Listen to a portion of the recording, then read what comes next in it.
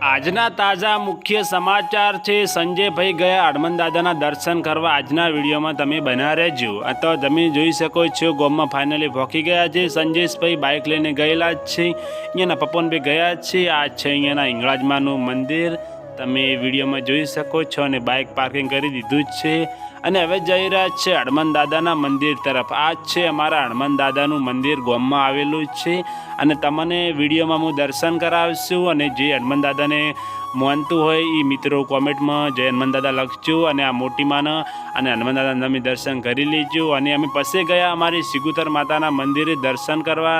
અમારા કાકોને બી દર્શન કરવા ગયા અને દીવા કરવાનું ચાલુ છે।